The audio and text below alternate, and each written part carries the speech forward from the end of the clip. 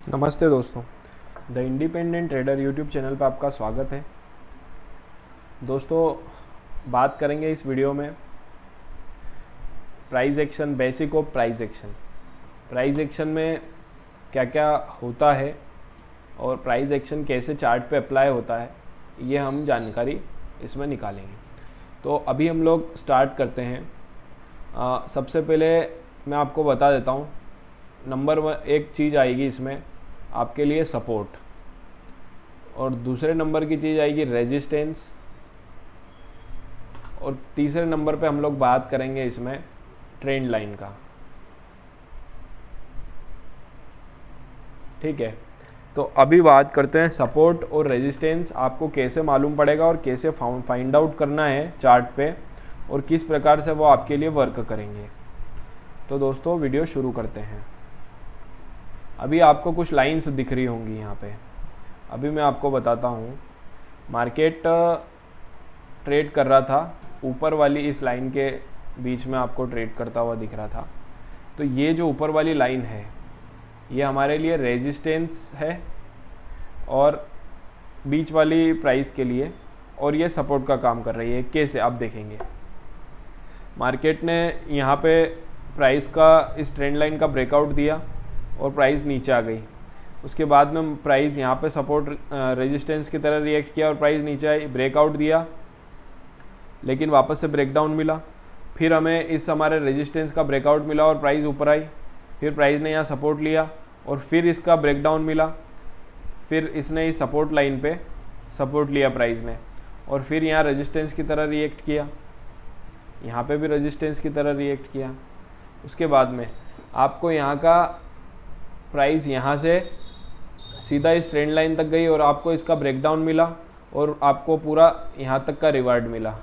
कहाँ तक का मिला ब्रेकडाउन के बाद में? यहाँ तक का, नीचे वाले सपोर्ट तक का आपको रिवार्ड मिला। तो ये आपको कैसे फाइंड आउट करने हैं। अब आप देखिए, जहाँ जहाँ प्राइस रेजिस्ट कर रही है, अब देखिए यहाँ पे प्राइस ने रेजिस्ट किया, यहाँ पे रेजिस्ट किया, लेकिन हमने तो यही चार्ट देखा, उसके बाद में भाव नीचे आ गया, लेकिन आगे क्या होगा हमें थोड़ी मालूम है। तो हम अगले दिन का चार्ट देखते हैं। कहीं ना कहीं प्राइस ऊपर आई और यहाँ पे वापस रजिस्ट किया और भाव नीचे आया, फिर इसका ट्रेंड लाइन का ब्रेकआउट दिया, और फिर उसी प्रकार से पूरी प्रक्रिया चलती रहती है। तो अभी हमने क्या समझना है, सिंपल चीज़ है।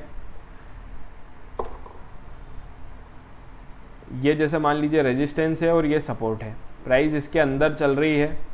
यहाँ रजिस्ट किया, प्राइस ने वापस नीचे आया रिट्रेस होके, यहाँ सपोर्ट लिया, फिर भाव यहाँ से गया, ब्रेकआउट मिला लेकिन सस्टेन नहीं कर पाया, ज़्यादा देर वापस नीचे आया, फिर सपोर्ट लेने की कोशिश किया और फिर सपोर्ट लिया एंड, यहाँ सपोर्ट लिया, यहाँ से आपको क्लियर ब्रेकडाउन मिला, ब्रेकआउट मिला अपसाइड के लिए। तो अब आपको कहाँ इंतज़ार करना था और कैसे यहाँ पे पोजीशन बनानी थी। आपने क्या करना है कि जब आपकी मार्केट एक रेंज बाउंड हो, रेजिस्टेंस और सपोर्ट के बीच में घूम रहा हो, तब आपने यहाँ पे इसकी पोजीशन बनानी थी। यहाँ पे आपका पोजीशन बन जाती है और यहाँ पे आपका स्टॉप लॉस हो जाता है। कहाँ पे? जो नीचे अपना सपोर्ट है वहाँ पे आप एसएल प्लेस कर दीजिए, तो आपको यहाँ से रिवार्ड मिलता है यहाँ तक का। और आपको कैसे प्रॉफिट बुक करना था, तो आप पीछे से सपोर्ट की रेजिस्टेंस की लाइन यहाँ तक लाइए, और आपको पता है कि मार्केट यहाँ पे रजिस्ट कर सकता है, तो आप यहाँ पे अपना प्रॉफिट बुक करिए। ठीक है, सिंपल सी चीज़ है। कैसा करना है आपको समझ में आ गया होगा। उसके बाद में अभी यहाँ से प्राइस ने यहाँ से रिट्रेस किया, रजिस्ट किया और नीचे आई, फिर इस लाइन पे सपोर्ट लिया, फिर प्राइस ऊपर गई, ब्रेकआउट दिया, ऊपर में प्राइस गई, फिर इस ट्रेंड लाइन का जो सपोर्ट की लाइन हो गई थी, ऊपर की प्राइस के लिए सपोर्ट का काम करेगी, नीचे वाली के लिए ये रेजिस्टेंस का काम करेगी। तो आपको इसका ब्रेकडाउन मिला, प्राइस ने यहीं पे सपोर्ट लिया, फिर ऊपर गया। इस प्रकार से प्राइस एक्शन वर्क करता है दोस्तों। अभी अपन देखते हैं कुछ और जगह, निफ्टी बैंक में देख लेते हैं या निफ्टी में देख लेते हैं। अभी आपको एक ट्रेंड लाइन दिख रही होगी। इस ट्रेंड लाइन पे मार्केट ने कहीं ना कहीं सपोर्ट लिया है और कहीं ना कहीं रजिस्ट किया है। तो आप देखिए, मार्केट यहाँ पे सपोर्ट ले रहा था, इस जगह यहाँ पे सपोर्ट ले रहा था, यहाँ मार्केट ने सपोर्ट लिया, यहाँ मार्केट ने सपोर्ट लिया, यहाँ भी मार्केट सपोर्ट ले रहा था, लेकिन फाइनली इसका ब्रेकडाउन दिया और प्राइस यहाँ तक आई। अब आपको ऐसा टारगेट ट्रेंड लाइन के ब्रेकआउट के बाद में आपने यहाँ पे इस कैंडल के एंड में पोजीशन बनानी थी। कहाँ पे बनानी थी, मैं थोड़ा बड़ा कर देता हूँ आपको सही दिखेगा। आपको पोजीशन बनानी थी, ये जो कैंडल आपकी क्रॉस होके क्लियर ब्रेकडाउन दिया है इसने, यहाँ पे आपको पोजीशन बनानी थी। लेकिन आपको टारगेट कैसे सेट करना था, आप टारगेट आप यहाँ तक का ला सकते थे। टारगेट आप अपने जो पहला मार्केट ने सपोर्ट या फिर रेजिस्टेंस की तरह रिएक्ट किया, वहाँ पे आपको लाना था। तो देखते हैं, ये जो लाइन है, आप यहाँ पे आपको फर्स्ट टारगेट आपका ये यहाँ आता तो बिल्कुल आपका हिट हो गया। मान लीजिए इसका भी ब्रेकडाउन मिल जाता, अगर इसका भी ब्रेकडाउन मिल जाता तो सेकंड टारगेट आपके लिए आता है ये। सेकंड टारगेट आपके लिए क्या आता, सेकंड टारगेट आपके लिए आता है यहाँ पे, ये आपका सेकंड टारगेट हो जाता। थर्ड टारगेट कहाँ हो जाता, जहाँ पे सपोर्ट लिया वहीं से आपका थर्ड टारगेट हो जाता। तो यहाँ मार्केट ने सपोर्ट लिया, ये आपका थर्ड टारगेट हो जाता। अगर प्राइस इसका भी ब्रेकडाउन देती, अगर प्राइस इसका ब्रेकडाउन देती तो आपके लिए नेक्स्ट सपोर्ट था ये। अगर इसका भी ब्रेकडाउन देती तो ये था। आप चाहें तो यहाँ पे भी प्रॉफिट बुक कर सकते हैं, यहाँ पे भी कर सकते हैं और यहाँ पे भी कर सकते हैं। जो जो लेवल मिलते जाए ट्रेलिंग स्टॉप लॉस के साथ में आपको लेवल आगे मिलते जाएंगे। तो दोस्तों ये हो गई ट्रेंड लाइन। अभी और देख लेते हैं, निफ्टी बैंक में देख लेते हैं ट्रेंड लाइन और सपोर्ट रेजिस्टेंस। तो देखिए ये ट्रेंड लाइन दिख रही होगी आपको और ऊपर में रेजिस्टेंस भी दिख रहा होगा। ये लाइन जो है ये रेजिस्टेंस का काम कर रही है और ये जो लाइन है ये सपोर्ट का काम कर रही है।